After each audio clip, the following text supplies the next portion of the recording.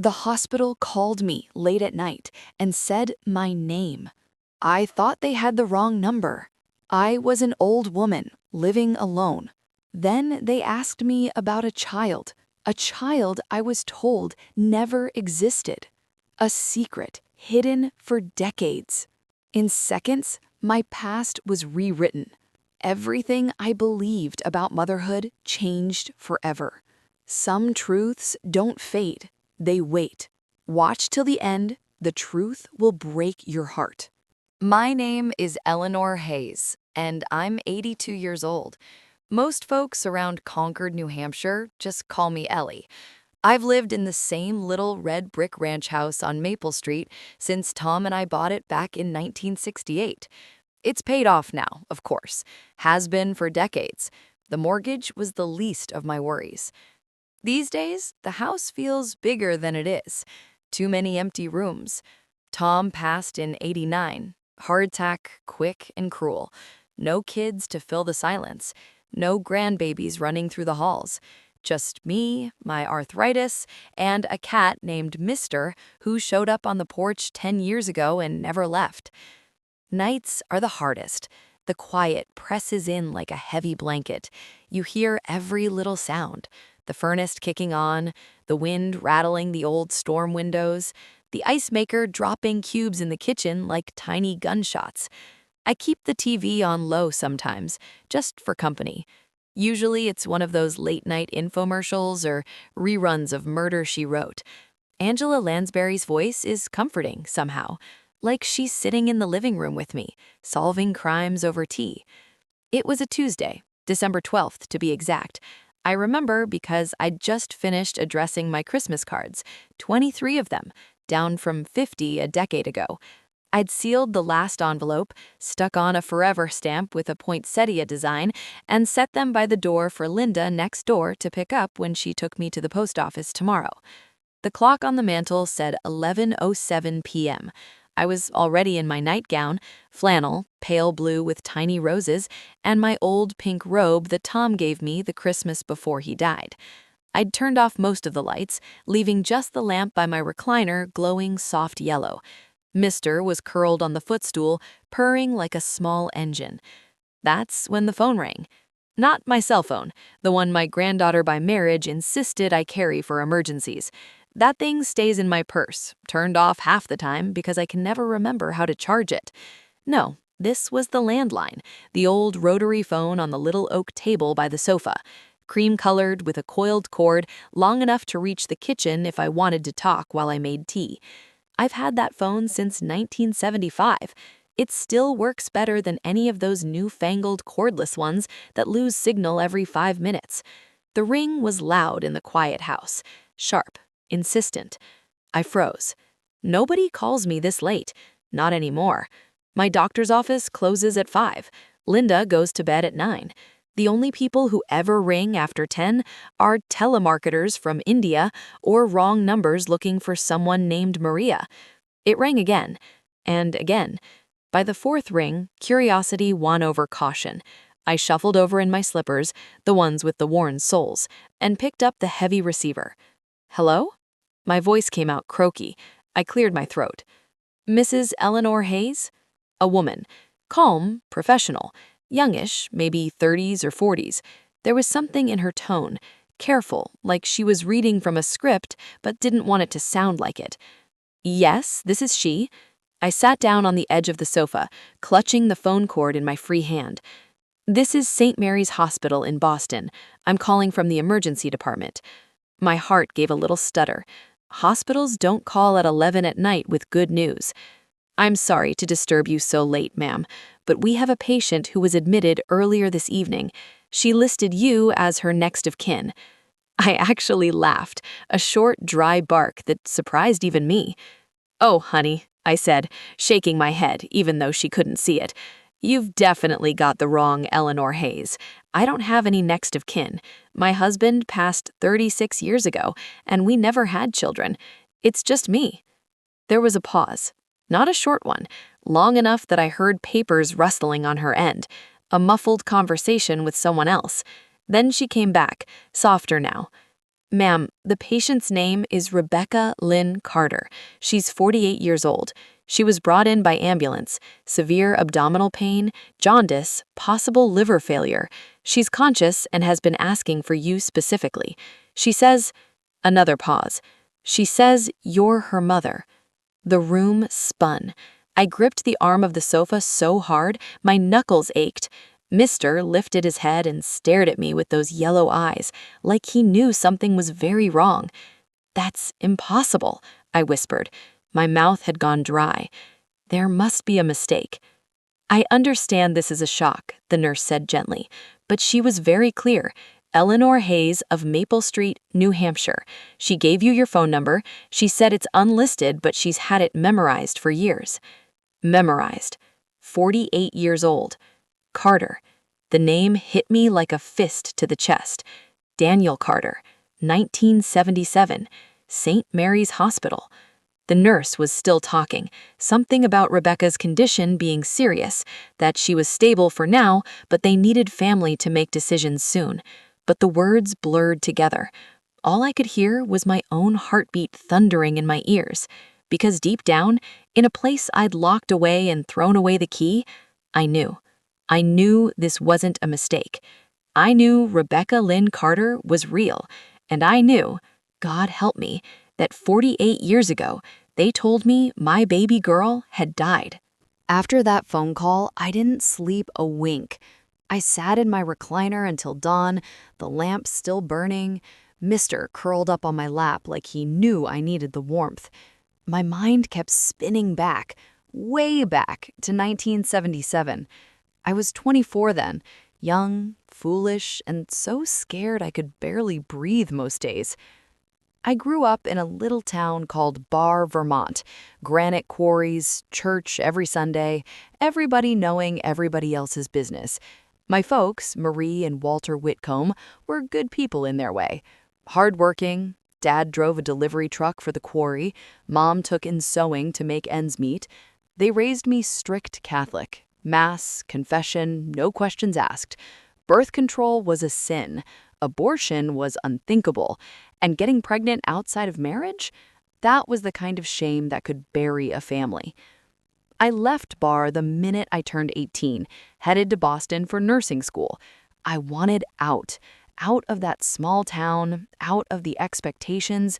I shared a cramped apartment in Allston with 3 other girls, worked double shifts at a greasy diner on Commonwealth Avenue to cover tuition, and thought I was finally free. That's where I met him, Daniel Carter. He came in one rainy October night, soaked to the bone, shaking water off a cheap trench coat. Tall, 6'2", easy, with dark wavy hair that fell over his forehead and green eyes that crinkled when he smiled. He sat at the counter, ordered black coffee and a slice of apple pie, and started talking to me like we'd known each other forever. Said he was a salesman, pharmaceutical supplies, always on the road between Boston, Hartford, and Providence. He had stories, fancy dinners with doctors, late nights in hotel bars, a company car that broke down more than it ran. I was hooked from the first "Hey Beautiful." We started seeing each other whenever he rolled through town. He'd show up at the diner at closing, wait for me to finish wiping down tables, and we'd walk the empty streets or drive out to the Charles River in his beat-up Oldsmobile. He made me laugh, made me feel like I was somebody special.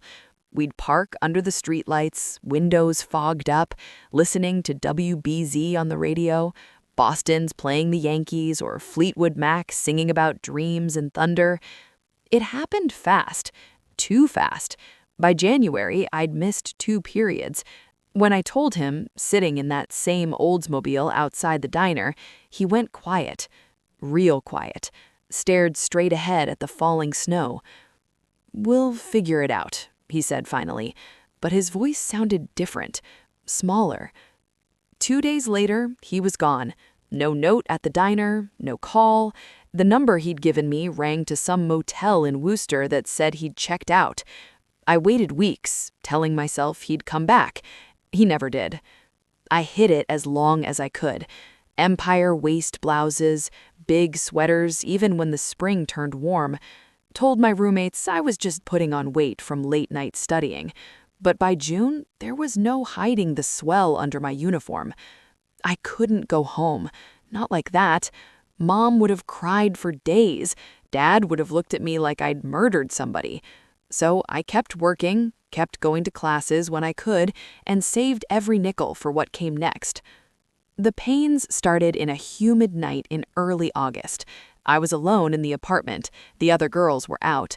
I drove myself to St. Mary's Hospital in Boston because it was far enough from Bar that nobody would recognize me. I remember gripping the steering wheel so hard, my hands cramped, sweating through my dress, praying out loud that the baby would be okay. They wheeled me into delivery fast. I was scared, but the nurses were kind. One older Irish woman held my hand the whole time. It hurt like nothing I'd ever felt, but then there she was, a tiny, red-faced girl with a shock of dark hair. She cried once, strong and clear, and I reached for her. They cleaned her up, wrapped her in a blanket, and the doctor, a tired-looking man with wire-rimmed glasses, came in later. He sat on the edge of the bed and took my hand. "I'm very sorry, Miss Whitcomb," he said. "There were complications after delivery. She didn't make it." Just like that. I screamed. I think I screamed. Everything after that is blurry. Sedatives, my parents showing up the next day, Mom crying into my hair, Dad standing stiff in the doorway like he didn't know what to do with his hands. They signed papers, arranged everything, told me it was God's will, that I was young, that I could start over. I went home to Bar for a month to recover. They never let me see her, never let me hold her. There was no funeral, no grave, just a quiet agreement that we'd never speak of it again. When I went back to Boston, I finished nursing school, graduated in '79, met Tom Hayes at the VA hospital where I started working. He was a maintenance supervisor, steady, kind, with a laugh that filled a room. We married in '82, bought the house on Maple Street in '68. No, wait, '68 was when we bought it, but we married later. Time blurs. Tom wanted kids. God, how he wanted them. We tried for years. Doctors, tests, prayers, nothing. Eventually, the doctors said it was probably damage from that first delivery. I never told Tom the whole story, just said I'd had a miscarriage early on. He held me when I cried about it, never pushed for details. I buried it deep. Told myself she'd really died. It was the only way to keep going. I volunteered in the NICU on my days off, holding preemies, rocking them when their moms couldn't. Told myself it was penance, or healing, or both. But that night, sitting in my quiet house with the phone still warm in my hand, Rebecca Lynn Carter's name echoing in my head, Carter, his name, I knew the lie was cracking wide open. 48 years old, born the summer of '77. They told me she died. But what if they'd lied? I didn't close my eyes once that night. The clock on the wall ticked past midnight, then 1, then 2, while I sat frozen in the recliner with the phone still in my hand. Mister kept nudging my arm, wanting breakfast, but I couldn't move. Every time I tried to stand, my legs felt like water. Rebecca Lynn Carter, 48 years old. My daughter. The words looped in my head like a broken record. I kept waiting to wake up, to realize it was some cruel dream brought on by too much late-night TV. But the house stayed dark and real around me. The faint smell of yesterday's coffee, the hum of the refrigerator, the snow starting to tap against the windows. By 5 a.m., the sky outside was turning that cold gray that comes before sunrise in December. I finally forced myself up, made a pot of coffee strong enough to strip paint, and drank 2 cups black while staring at the Christmas cards stacked on the table. All those cheerful season's greetings suddenly felt like a joke. I knew I had to go to Boston. There was no question. Even if it was a mistake, even if this woman wasn't who she said she was, I had to see for myself. 48 years of wondering, of carrying that empty space inside me, and now someone was holding out a key. I couldn't stay here pretending nothing had happened. But I don't drive highways anymore. My eyes aren't what they used to be, and the arthritis in my hands makes gripping the wheel for long stretches pure misery. So at 6:30, before the sun was even up, I called Linda next door. Linda Morrison's been my neighbor for 25 years. Widowed herself, 2 grown kids in Florida. She's the kind of friend who shows up with a casserole when you're sick and doesn't leave until the dishes are done. She answered on the third ring, voice thick with sleep. "Ellie? Everything okay?" "I need a favor," I said, my voice cracked. "A big one." I told her enough. Hospital call, Boston, a woman claiming to be family. I didn't go into the whole ugly history. Not yet. Linda didn't pry. She just said, "Give me 10 minutes to throw on clothes and start the car." She pulled into my driveway at 7 sharp in her silver Subaru Outback, the one with the heated seats that feel like heaven on my back.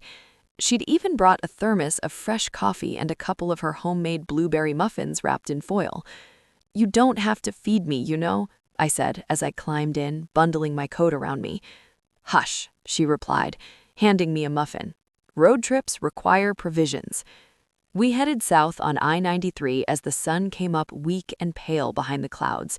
Snow was falling now, light, dry flakes that danced in the headlights and stuck to the windshield before the wipers could sweep them away. The radio played soft Christmas music on the oldies station, Bing Crosby dreaming of a white one. It felt wrong somehow, too cheerful. Linda tried small talk at first, about her grandson's school play, the new stoplight they were putting in at the center of town, but I couldn't keep up. After a while, she let the silence settle. She's good that way, knows when to talk and when not to. I stared out the window at the familiar scenery sliding by, the pine trees heavy with snow, the granite outcroppings along the highway in New Hampshire, the billboards for LL Bean and the New Hampshire liquor store outlets. I'd driven this route hundreds of times with Tom, weekend trips to Boston for Red Sox games, or to visit his sister in Quincy. Back then, the drive felt full of possibility. Today, it felt like I was heading toward Judgment Day. My mind kept flashing questions I couldn't answer. What if she looks like him? Those green eyes, that crooked smile. What if she looks like me? What if she's angry? 48 years abandoned? Does she blame me? What if she's dying? The nurse, Sarah, her name was, had said liver failure. Years of drinking, she'd hinted gently. I knew about that kind of pain. After Tom died, I went through a stretch where a glass of wine at night turned into a bottle. Linda had staged her own quiet intervention, showing up every evening with decaf tea and jigsaw puzzles until I climbed out of it. But some people don't climb out. I pulled the folded piece of paper from my purse, the one I'd scribbled the hospital details on last night. St. Mary's Hospital, room 412. Patient, Rebecca Lynn Carter. Next of kin, Eleanor Hayes. Next of kin. The phrase made my stomach twist. Linda glanced over. "You okay over there?" "No," I admitted, "but I will be. Or I won't. Either way, I have to do this." She nodded and reached over to pat my hand. "You're tougher than you think, Ellie." We hit traffic outside the city, rush hour starting early with holiday shoppers. The snow picked up too, turning the roads slushy. Linda gripped the wheel tighter, but she didn't complain. By the time we took the exit for St. Mary's, it was almost 10 o'clock. The hospital loomed ahead, big brick buildings, parking garage full of Christmas wreaths and red bows, trying to make the place look festive. Linda pulled up to the main entrance. "You want me to come in?" I thought about it. Part of me wanted her there, someone familiar to hold on to if the world fell apart. But this was mine to face alone. "No, honey, but thank you. For everything." I leaned over and hugged her awkward across the console. "I'll call when I know something." She squeezed me back. "Take all the time you need. I'll be at the Starbucks across the street with my Kindle. You just text." I stepped out into the cold, pulling my wool coat tight. The automatic doors whooshed open, and the familiar smell hit me. Bleach, floor wax, and that underlying tang of sickness that never quite goes away. 48 years ago, I'd walked out of this same hospital empty-handed, believing my baby was dead. Today, I was walking in to find out if she'd been alive all along. My knees shook as I approached the information desk, but I kept my chin up. Room 412, Rebecca Carter. The volunteer behind the desk smiled kindly and pointed me toward the elevators. 4th floor. Maternity was on 4 back in 77 too. Some things, it seems, never change. The elevator ride to the 4th floor felt like it took forever. Hospitals always have slow elevators, probably on purpose to give people time to brace themselves. I stood there clutching my purse with both hands, watching the numbers light up one by one. 1, 2, 3, 4. Ding! The doors slid open with that soft whoosh, and the smell hit me first. Antiseptic, warm and sharp, mixed with something sweeter, like baby powder and formula. Maternity ward smells. Some things don't change in 48 years. I stepped out into a hallway painted soft blue with murals of teddy bears and balloons on the walls. A young nurse pushing a clear bassinet smiled at me as she passed. Inside, a newborn was sleeping, tiny fists curled by its cheeks. My chest tightened so hard I had to stop and lean against the wall for a second. "You can do this, Ellie, one foot in front of the other." The nurse's station was straight ahead. A middle-aged woman in navy scrubs looked up from her computer. Her name tag read Sarah M. RN. "May I help you?" "I'm here for Rebecca Carter," I said. My voice came out steadier than I felt. "Room 412. She asked for Eleanor Hayes." Sarah's face softened immediately. She stood up, came around the desk, and touched my elbow gently. "Mrs. Hayes, I'm the one who called you last night. I'm so glad you came. Follow me." She led me down the hall, her clogs squeaking faintly on the linoleum. We passed open doors, new moms with visitors, flowers everywhere, the sound of babies fussing or nursing. Every laugh or coo felt like a needle in my heart. "She's been in and out of sleep," Sarah said quietly. "Pain meds are keeping her comfortable, but she's lucid. She's asked about you every time she wakes up, said you might not come." I swallowed hard. I almost didn't. Sarah nodded like she understood more than I said. "Take all the time you need. Buzz if you want anything." We stopped outside 412. The door was half open. A dry erase board on the wall had Carter Rebecca written in purple marker, with little heart stickers around the name.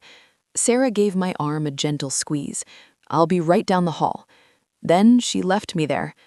I stood in the doorway for what felt like minutes, my hand on the frame. The room was dim, curtains half drawn against the gray December light, monitors glowing soft green and blue. Machines beeped slow and steady. There was an IV pole with bags dripping clear fluid, a tray table pushed aside with a half-eaten cup of red Jell-O, and the faint smell of rubbing alcohol. And there she was, Rebecca. She was smaller than I expected, thin, almost fragile under the white hospital blanket. Her skin had a yellowish tint, the kind you see with liver trouble. Dark hair, damp with sweat, spread across the pillow. An oxygen tube rested under her nose. Her eyes were closed, lashes long and dark against pale cheeks. But even before she opened them, I knew. She looked like my mother. Same narrow face, same high cheekbones, and when she stirred and turned toward the door, those eyes opened, pale gray-blue eyes, just like mine. Winter sky eyes, my mother used to call them. She stared at me for a long moment, like she was trying to match the old woman in the doorway with whatever picture she'd carried in her head all these years. "You came," she whispered. Her voice was hoarse, dry. I couldn't speak. My throat closed up completely. All I could do was nod. She tried to push herself up a little, wincing. I moved without thinking, crossed the room in 3 quick steps and reached for the bed controls to raise the head a bit. "Thank you," she said. Her hand brushed mine as she settled back. It was cool, bony. I wanted to hold it, but I didn't dare. Not yet. I pulled the plastic chair closer and sat down, still clutching my purse in my lap like a shield. "You weren't sure I would," she said again. "After all this time." "I wasn't sure I should," I admitted. The words came out rough. "But I had to see you." She gave a small, tired smile. I look like hell, I know.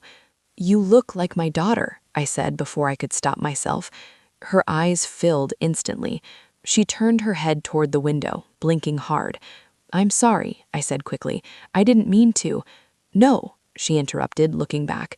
Don't be sorry. I've waited my whole life to hear someone say that. The monitor beeped a little faster. A nurse poked her head in, checked the numbers, adjusted something on the IV, and left without a word. We sat in silence for a minute. I studied her face, searching for Daniel, those green eyes, that crooked grin, but there was barely a trace. She was mine, all mine. How did you find me? I finally asked. Started looking when the doctors told me my liver was failing, wanted medical history, thought maybe there was something hereditary. She shrugged weakly. Adoptive parents were always open about it, told me I was born here, August 10th, 1977, private adoption through the hospital. When I got sick, I hired a private investigator out of Worcester. He bent a few rules, found the original birth certificate in some old sealed files. Your name was right there. My name on her birth certificate? I felt dizzy. They told me you died, I said. My voice broke on the last word. The doctor came in after delivery and said there were complications, that you didn't make it. Her face crumpled. I know. The investigator found a retired nurse who remembered you, remembered the whole thing. She said your parents paid the doctor to tell you that, so you wouldn't fight the adoption, so you could move on. My parents. All those years I'd grieved, and they'd known. They'd known she was alive. Rebecca reached out slowly and covered my hand with hers. Her fingers trembled. I don't blame you, she said. I never did. I needed to know you were real. Tears rolled down my cheeks. I didn't bother wiping them away. I'm here now. I'm not going anywhere. She closed her eyes for a moment, like she was letting the words sink in. Outside the window, snow had started falling harder, big, soft flakes drifting past the glass. Inside room 412, a mother and daughter held hands for the very first time, and 48 lost years began, slowly, to knit themselves back together. I didn't leave the hospital for the next 5 days. I couldn't. Every time I thought about going back to my quiet house in Concord, something pulled me right back to room 412. Linda drove home that first afternoon, promising to check on Mr. and water my Christmas cactus, but I stayed. The hospital let me sleep in a recliner they dragged in from the family lounge, and the nurses brought me blankets and cafeteria sandwiches when I forgot to eat. Rebecca, Becca, she said her friends called her, got a little stronger each day. The doctors adjusted her meds, got the pain under control, and started talking about stabilizing her enough for the transplant list. She was lucid most of the time now, and we talked. Not all at once, not in big dramatic confessions like you see on TV. Just pieces, little fragments of two lives that had run parallel for 48 years without ever touching. She told me about growing up in Worcester, Massachusetts. Her adoptive parents, Ed and Marilyn Carter, were older when they got her. Ed was a high school history teacher. Marilyn worked part-time at the public library. They couldn't have kids of their own, and when the call came from a Boston agency about a newborn girl needing a home, they didn't hesitate. No relation to Daniel, she said, just a coincidence that they shared the last name. The universe's idea of a joke, maybe. They were good people, she said one afternoon, staring out the window at the snow piling up on the ledge. Took me to Cape Cod every summer, taught me how to ride a bike in the church parking lot, came to every school play, even when I was a tree in the background. I smiled, even though it hurt. Sounds like they loved you. They did. Her voice caught. I never felt unwanted, not once. But I always knew I was adopted.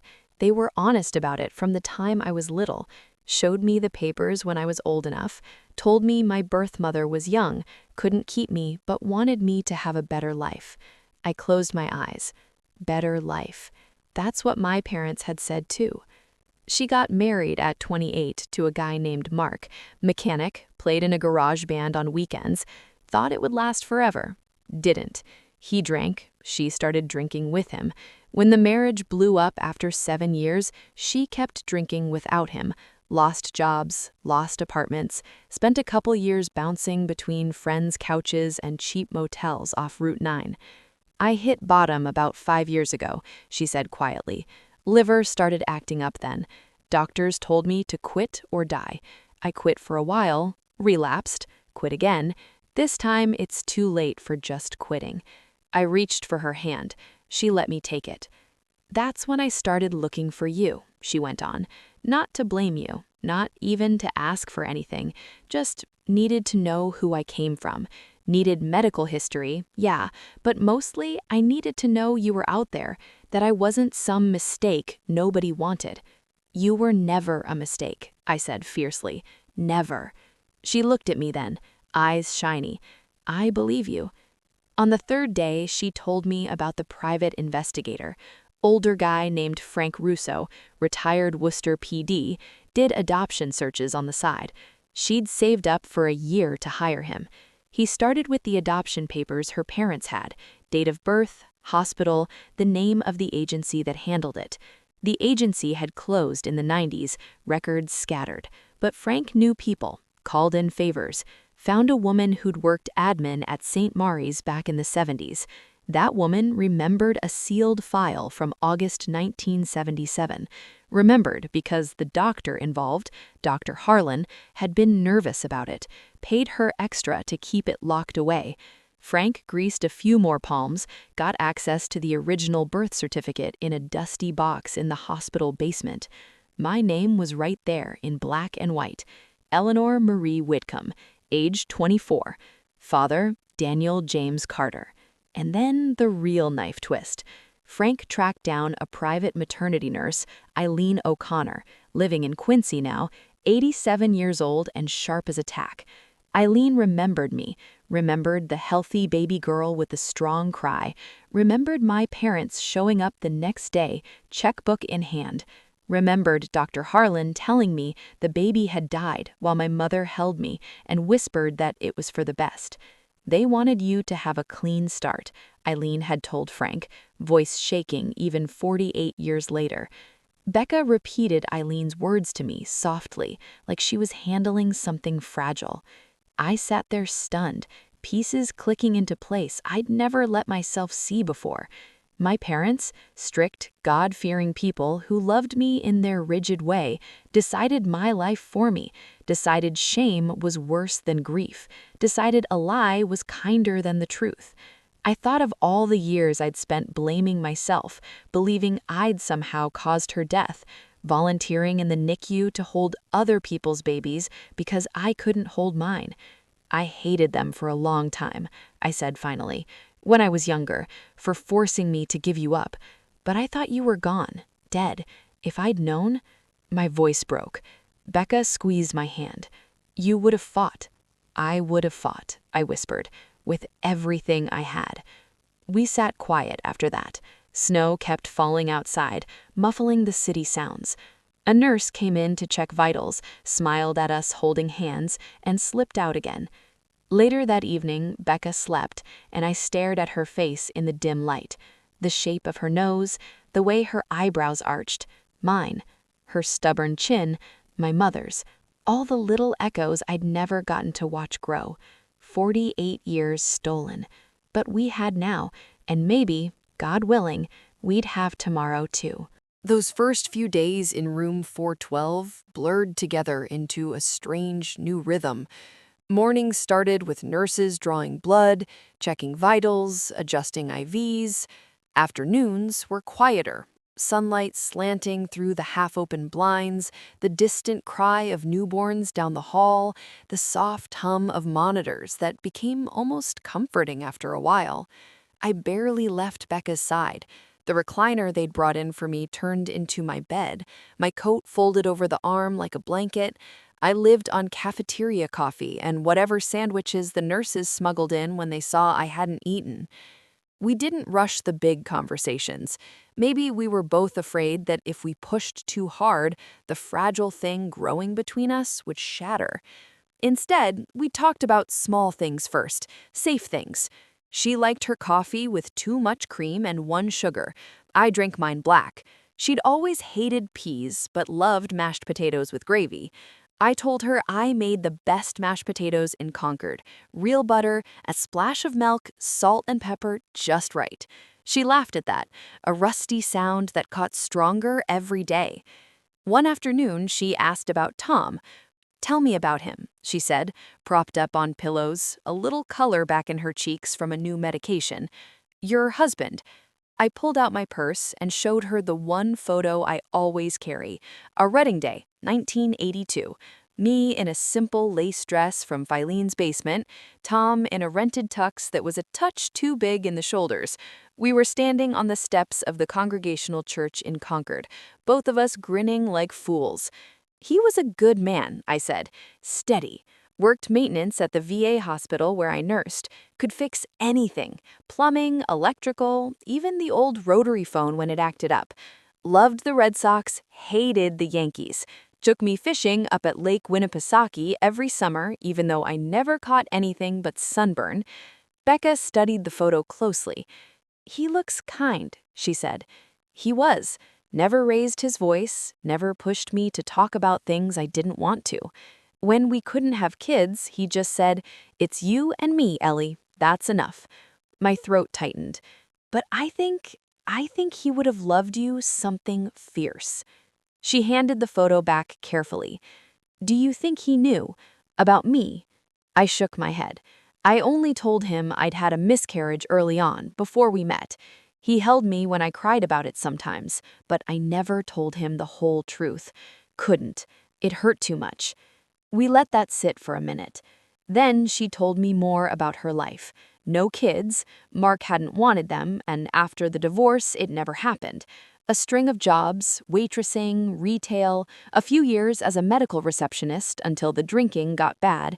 She'd been sober 3 years now, going to meetings in a church basement in Worcester. Had a sponsor named Gloria who still checked on her every day. "I wish I'd found you sooner," she said quietly, "when I was still better. You're here now. That's what matters." One evening, after the dinner trays had been cleared, hers mostly untouched, mine a dry turkey sandwich, I told her about the NICU. After Tom and I accepted we wouldn't have babies, I started volunteering at the hospital in Manchester, the neonatal unit, holding the preemies, the ones whose moms couldn't be there every minute, rocking them, feeding them bottles, singing little lullabies. My voice cracked. I did it for 20 years, told myself it was helping, but really, I think I was trying to hold you, the you I thought I'd lost. Becca's eyes filled. She reached for my hand, and this time I didn't hesitate. I took it and held on tight. "I wish I'd known," she whispered. "I would have found a way to let you hold me." We cried then, quiet tears, the kind that come from too deep for noise. A nurse peeked in, saw us, and backed out again. Later that night, when the lights were dimmed and the hallway quiet, she asked about Daniel. "Did you ever try to find him?" I shook my head. For a while, right after, drove to that motel in Worcester, called every Carter in the Boston phone book. Nothing. He was a ghost. I think that's what he wanted to be. "Do you hate him?" I thought about it. I did, burned hot for years, but hate's heavy, honey. After a while, I just let it go. He missed out on you. That's punishment enough. She nodded slowly. I looked once, when I was 30, same dead ends, doesn't matter anymore. The next day, the social worker came by, nice young woman named Mia, here to talk about the transplant list and long-term care. She asked if I'd be involved in decisions going forward. Becca looked at me. "I want her to be firmly," she said. "She's my mother." Mia smiled, made notes, and told us the paperwork would reflect that. When she left, Becca looked at me with something new in her eyes. Not quite peace, but close. "I never thought I'd get to say that out loud," she said. "My mother." I leaned over and kissed her forehead, careful of the IV tape. She smelled like hospital soap and something that was just her. Say it as often as you want, I told her. I've got 48 years of hearing it to catch up on. Outside, another snowstorm was moving in, big flakes piling up on the window ledge, turning Boston into a hushed white world. Inside, time felt suspended, like we were in a bubble where the past couldn't quite reach us yet. I knew it would. Eventually, we'd have to talk about forgiveness, about my parents, about all the what ifs. But for now, we had this: a daughter who called me hers, a mother who finally got to answer, and it was enough to carry the weight of all those lost years, at least for today. It was the fifth day. Late afternoon, the weak December sun already dipping low over Boston, turning the snow on the window ledge a soft pink. Becca had dozed off after her lunch tray, chicken broth and more red jello she barely touched. I sat in the recliner with a cup of vending machine tea gone cold, watching her sleep. She looked peaceful then, the lines of pain smoothed out, breathing steady under the oxygen tube. A soft knock pulled me from my thoughts. Sarah, the nurse who'd called me that first night, stood in the doorway holding a large manila envelope. "Mrs. Hayes, this came up from medical records. Rebecca asked me to give it to you when she was resting, said you'd know what to do with it." I took the envelope, surprised by how heavy it felt. Yellowed with age, edges frayed, my name written on the front in faded blue ink. Eleanor Marie Whitcomb. My handwriting from 1977. My heart started pounding so hard I thought the monitor might pick it up. Sarah gave me a gentle smile. "Take your time. I'll be back in a bit to check her vitals." She pulled the door almost closed behind her. I sat there staring at the envelope for a long minute, fingers tracing the letters. I knew what it was before I even opened it. Some memories are burned in so deep you recognize them by shape alone. Becca stirred then, eyes fluttering open. She saw the envelope and gave a small nod. "That's it," she said quietly. "The letter. The investigator found it in the sealed file, tucked behind the birth certificate. The nurse, Eileen, the one with the Irish accent, had kept it all these years, said she couldn't bring herself to throw it away." I swallowed hard. "Did you read it?" She shook her head. "No, it's addressed to my daughter. That's me, but it felt like it was yours first. I wanted you to open it here, with me." My hands shook as I slid a finger under the flap. The glue had long since lost its stick. It opened easily. Inside was a single sheet of hospital stationery, thin blue paper with St. Mary's logo at the top, faded now, and below it, my younger self's careful handwriting in ballpoint pen. I unfolded it slowly, like it might crumble. "To my daughter. If you're reading this someday, then somehow you made it. They told me you didn't. They told me you were gone just a few hours after you were born, that there were complications, that your little heart stopped. I don't know if I believe them yet. Part of me wants to scream and fight, but I'm so tired and they keep giving me pills that make everything fuzzy. Mom and Dad are here. They say it's God's will, that I'm young, that I can start over. But I felt you move inside me for months. I sang to you when no one was listening. I dreamed about your face. And when they let me see you for that 1 minute before they took you away, you were perfect. 10 fingers, 10 toes, a little rosebud mouth. You cried once, strong, like you were mad at the world already. I named you Rebecca Lynn in my head. Rebecca because it means to bind, and I wanted you tied to something good.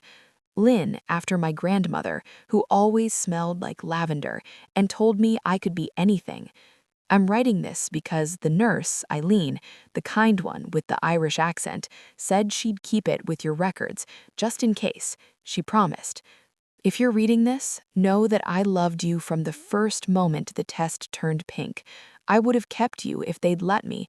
I would have worked 3 jobs, lived in a tiny apartment, done anything to give you a home. I'm so sorry I couldn't fight harder. I was 24 and scared and alone. I hope you have a beautiful life. I hope someone holds you when you cry and celebrates every birthday with cake and candles. I hope you're happy. I hope you never have to feel this kind of pain. If you ever wonder about me, know that I'll think of you every day for the rest of my life. On your birthdays, on Christmas, every time I see a little girl with dark hair like yours. You were real. You were wanted. You were loved. All my love forever. Your mother, Eleanor Marie Whitcomb, August 11th, 1977. I couldn't see the page anymore by the time I finished. Tears blurred everything. My chest hurt with the kind of sobbing that comes from the bones. Becca was crying too, silent tears rolling down her temples into her hair. I reached for her hand, and she gripped mine like she was anchoring herself. "You named me Rebecca," she whispered. "I did. And Lynn after your grandmother." I nodded, unable to speak. She took a shaky breath. "I always hated my middle name, thought it sounded old-fashioned. Now, I love it." I folded the letter carefully and slipped it back into the envelope. Then I leaned over the bedrail and rested my forehead against hers, the way I'd imagined doing 1,000,000 times with a newborn. "I meant every word," I said against her skin. "Still do." She turned her hand palm up under mine, lacing our fingers. "I know." We stayed like that until Sarah came back in, took one look at us, and quietly closed the door again to give us more time.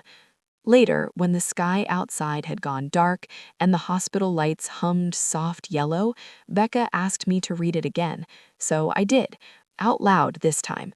My voice cracked in all the same places, but I got through it.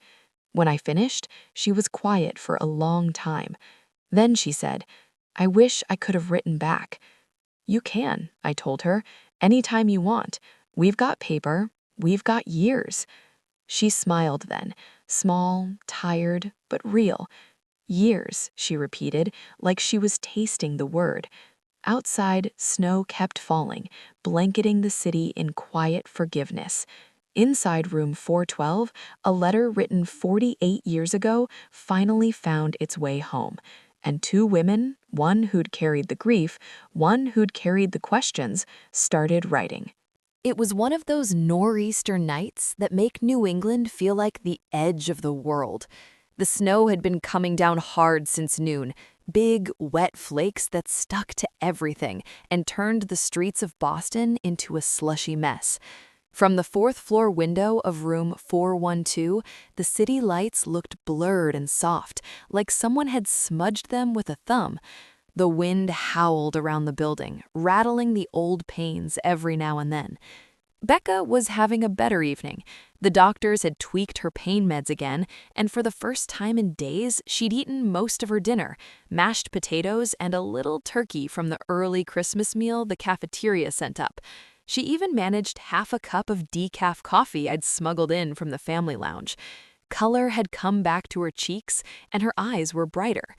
I'd pulled the recliner right up to the bed so we could talk without raising our voices over the storm. The overhead light was off, just the soft glow from the bedside lamp and the green numbers on the monitors lit the room. She was quiet for a long time, staring out at the snow swirling past the glass. Then, out of nowhere, she asked, "Do you hate them?" I knew exactly who she meant. My parents, Marie and Walter Whitcomb. Gone now, Mom in '98, Dad in 2004. Buried side by side in the little cemetery behind the Catholic Church in Barre, Vermont. I thought about lying, saying no right away to make it easier, but we'd promised each other the truth, no matter how sharp. "I did," I said finally. "For years. Hot, burning hate that kept me awake some nights. I'd replay it all, what they said in that hospital room, how Mom held me while I cried and told me it was a mercy, how Dad stood there with his hat in his hands like he was at a funeral. I hated them for taking my choice away, for paying that doctor to lie, for deciding my shame was worse than my grief."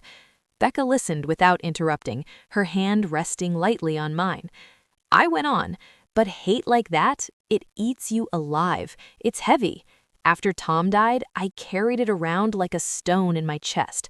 Then one day, must have been 15 years ago, I drove up to Bar, went to the cemetery, stood in front of their headstones in the snow, just like tonight, and I talked to them, out loud, told them everything I'd never said when they were alive, how angry I was, how much it hurt, how I wished they'd trusted me to be a mother. I paused, remembering the cold biting my cheeks, the silence of the graveyard.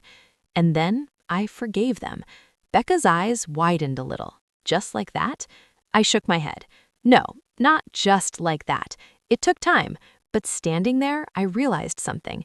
They were scared too, scared of what the neighbors would say, scared I'd end up alone and poor with a baby and no husband. They thought they were saving me from gossip, from hardship, from repeating what they saw as their own mistakes.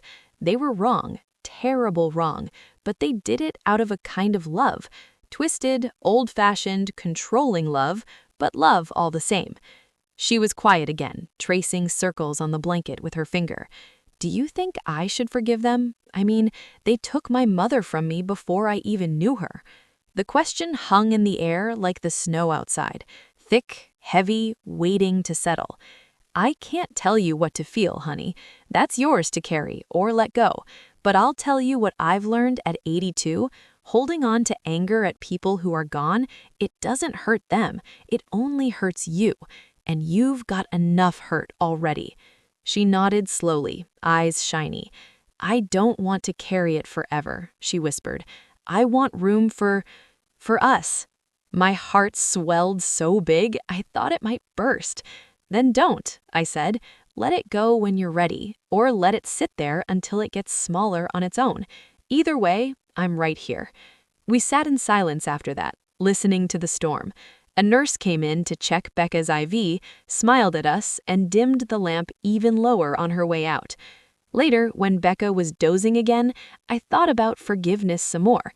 How it isn't one big moment, it's 1,000 small ones. Choosing not to think bitter thoughts when a memory surfaces. Choosing to remember the good parts too. Mom's apple pies at Thanksgiving, Dad teaching me to drive in the empty quarry lot. I thought about Daniel too, the man who left me pregnant and alone. I'd hated him once. But tonight, looking at Becca's face, so beautiful even when she was sick, I felt something close to pity for him. He'd missed everything. This stubborn, funny, brave woman who'd fought her way through more than most people ever face. His loss, not ours. Around midnight, Becca woke up again. The storm had quieted some, snow still falling, but gentler now. I think I can do it, she said into the dark. Forgive them, not because they deserve it, but because I do. I want to be free of it. I leaned over and kissed her forehead, careful of the oxygen tube. That's my girl, I whispered. She smiled then, a real one that reached her eyes. Outside, the snow kept covering the city in a clean white layer, like the world was being given a fresh start. Inside, two women who'd lost so much began letting go of the last chains that bound them to the past. Forgiveness isn't forgetting, it's choosing to build something new on the ruins. And that night, in a hospital room lit by monitors and snowfall, we started building. Christmas came and went in a blur of hospital routines. The nurses decorated the fourth-floor hallway with garlands and a little fiber optic tree at the station. Volunteers brought in poinsettias for every room and handed out candy canes to anyone who could eat them. Becca managed half of one, her first sugar in weeks, and declared it the best thing she'd tasted in years. I spent Christmas Eve in the recliner with a tiny artificial tree I'd bought at the gift shop, its lights blinking red and green across her blanket. We watched It's a Wonderful Life on the room's ancient TV, both of us tearing up at the end when George Bailey realizes how many lives he's touched. Neither of us said it out loud, but we were thinking the same thing. Sometimes miracles show up late. The doctors were cautiously optimistic. Becca's numbers were holding steady, not getting worse, which in liver failure counts as winning. She'd been officially added to the transplant list right before the holiday, priority high because of how sick she was. But everyone knew the truth. The list is long, and time isn't kind. January rolled in with bitter cold. Boston froze solid, single-digit temperatures, wind off the harbor that cut right through your coat. I'd moved into the Ronald McDonald House a few blocks away, a godsend with its warm kitchen and laundry room. Every morning, I bundled up, walked over through the snow, and spent the day with her. We'd fallen into a comfortable rhythm. Mornings for tests and rounds, afternoons for talking or reading. Becca liked the large print mysteries I brought from the hospital library. Evenings we watched Jeopardy and argued good-naturedly over answers neither of us knew. But underneath it all was the waiting, the not knowing. Every time her phone or the room phone rang, we both jumped. Every time the attending physician came in with that serious face, my stomach dropped. One afternoon in mid-January, Dr. Patel, the transplant surgeon, pulled me aside in the hallway. "She's declining," he said quietly, "slowly but steadily. We're bumping her status again, but realistically, she may not have months, weeks maybe." I nodded, throat too tight to speak. He put a hand on my shoulder. "We're doing everything we can." I went back into the room and sat by her bed. She was asleep, looking smaller than ever under the blanket. I held her hand and prayed the kind of desperate, bargaining prayer I hadn't said since 1977. "Please, just give us time." 2 weeks later, on a gray February morning, February 17th to be exact, the call came. I was in the family lounge getting coffee when Sarah came running down the hall, face flushed. "Mrs. Hayes, they need you in Becca's room, now." My cup slipped from my hand, splashing coffee across the linoleum. I didn't even stop to clean it. Becca was sitting up in bed, eyes wide, clutching the room phone. Dr. Patel was there with 2 other doctors, all talking at once. "A donor," she said when she saw me. Her voice shook. "They found one." The room spun. I grabbed the bed rail to stay upright. Dr. Patel explained fast.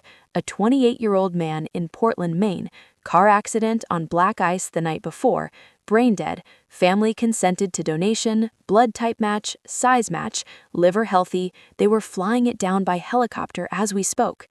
"We need to prep her now," he said. "Surgery in 3 hours." Everything happened in a whirlwind after that. Consent forms, blood draws, shaving her abdomen, IV antibiotics, a quick visit from the anesthesiologist. I stayed with her until they wheeled her to pre-op. She was pale but calm, gripping my hand like a lifeline. "I'm scared," she admitted when we were alone for a minute. "Me too," I said, "but you're strong, stronger than anyone I know." She managed a small smile. "You'll be here when I wake up?" I leaned down and kissed her forehead. "I'll be right here, I promise. And when you open your eyes, I'll have a cup of the worst hospital coffee waiting for you." "Deal." She gave her something to relax, and her eyes got heavy. "I love you, Mom," she murmured as the sedative took hold. The word hit me like sunlight after decades of night. "I love you too, baby girl. Always have." They rolled her away, and I stood in the empty room feeling like my heart had gone with her. The waiting was agony. I paced the surgical waiting room, drank terrible coffee, called Linda to update her. Friends from church sent texts, prayers coming from Concord, from Vermont, even from the old NICU nurses who'd heard through the grapevine. Hours dragged. 5, 6, 7. Finally, just after midnight on February 18th, Dr. Patel came out in fresh scrubs, mask dangling around his neck. "It went well," he said, smiling for the first time I'd ever seen. "The new liver is perfusing beautifully. She's in recovery. You can see her soon." I burst into tears right there in the waiting room. A volunteer brought me tissues and a hug. When they let me into ICU, she was still out. Tubes everywhere, machines breathing for her, monitors beeping steady and strong. But her color was already better, the jaundice fading. I sat by her bed and held her hand again. "Thank you," I whispered, to God, to the young man whose life ended too soon, to his family who'd said yes in the worst moment of theirs. "Thank you for giving my daughter a second chance." Outside, snow had started falling again, soft and silent over Boston. Inside, a mother kept vigil, counting heartbeats that were no longer racing against time. The choice had been made for us by strangers in grief, and because of it, we finally had the one thing we'd been denied for 48 years: a future. She made it. Those 3 words became my mantra in the weeks after the transplant. Every morning when I walked into the ICU and saw her chest rising and falling on its own, every time the doctors came in with better numbers, bilirubin dropping, enzymes normalizing, I whispered them to myself. She made it. Becca spent 10 days in intensive care, then stepped down to a regular room on the transplant floor. Spring was creeping into Boston by then, March turning to April, crocuses pushing up through the dirty snow in the hospital courtyard. I'd moved back into the Ronald McDonald house full-time, doing laundry in their basement machines and cooking simple meals in the shared kitchen to bring up to her room. Recovery wasn't easy. There were setbacks, fevers, rejection scares that had us holding our breath for days, pain that no amount of medication could quite erase. But she fought. God, how she fought. Physical therapy twice a day, learning to sit up, then stand, then walk the hallway with a walker like it was nothing. I was there for every step. Literally, holding her arm when her legs shook, cheering the first time she made it to the nurse's station and back without stopping. One afternoon in early May, they told us she was ready to go home. Not to Worcester, not yet. Her apartment there had stairs she couldn't manage, and she needed someone with her full-time for meds and checkups. Home to Concord, to my little brick house on Maple Street. She looked at me with those winter sky eyes, uncertain. "Are you sure?" she asked. "I don't want to impose." I laughed, actually laughed out loud in the hospital room. "Rebecca Lynn, I've got a guest room that's been waiting 48 years for you. It's not an imposition, it's an answer to prayer." She cried then. So did I. The discharge nurse pretended not to notice while she went over the thick stack of instructions. We drove north on a perfect spring day, windows cracked, forsythia blooming yellow along the highway, the air smelling like warm earth and promise. Linda had stocked the fridge and cleaned the house top to bottom. Mr. the cat greeted us at the door like he'd been expecting company all along.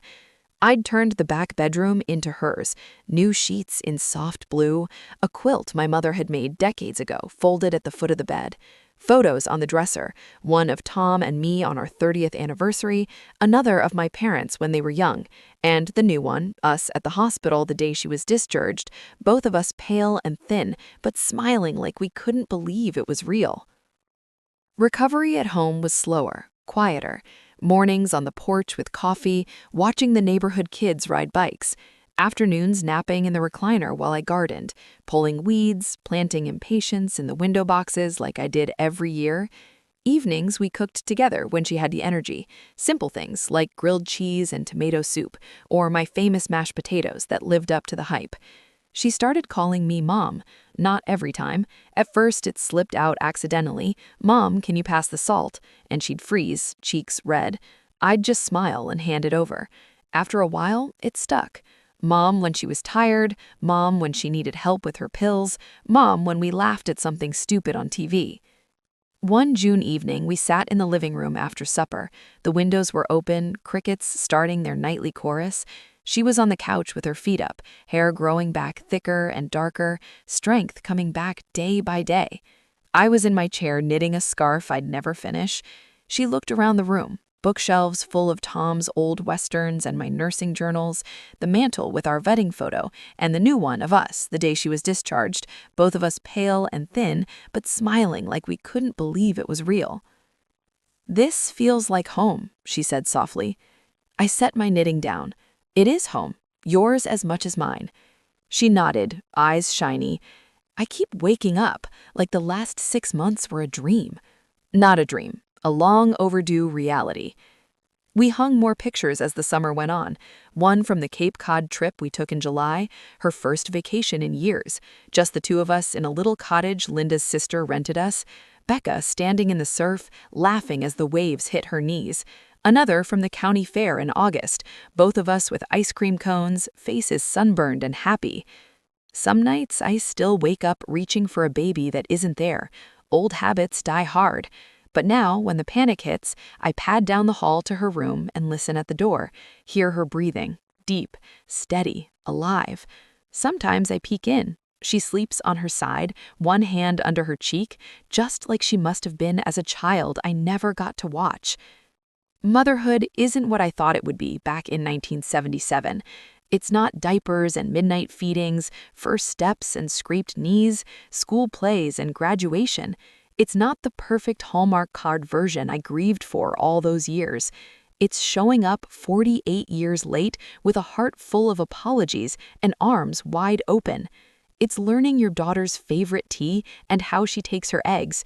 It's doctor appointments and pill boxes and celebrating every good blood draw like a birthday. It's forgiving the past together over cups of tea on the porch. It's choosing each other every single day. And somehow, against every odd, it's perfect in its imperfection. One September afternoon, we drove up to Barr, Vermont, visited the cemetery where my parents are buried. We brought flowers, daisies for Mom, who loved them, stood there in the quiet while the leaves started turning gold. Becca laid her hand on the headstone. "I forgive you," she said to the granite, "for whatever it's worth." I added my own silent amen. On the way home, we stopped for cider donuts at the orchard stand we always passed as a kid. She ate two and laughed when the powdered sugar got all over her shirt. That night, back in Concord, she hugged me at the kitchen door. "Thank you," she said, "for everything." "Thank you," I replied, "for finding me." Motherhood redefined. Late, messy, miraculous, and more than enough. It's everything.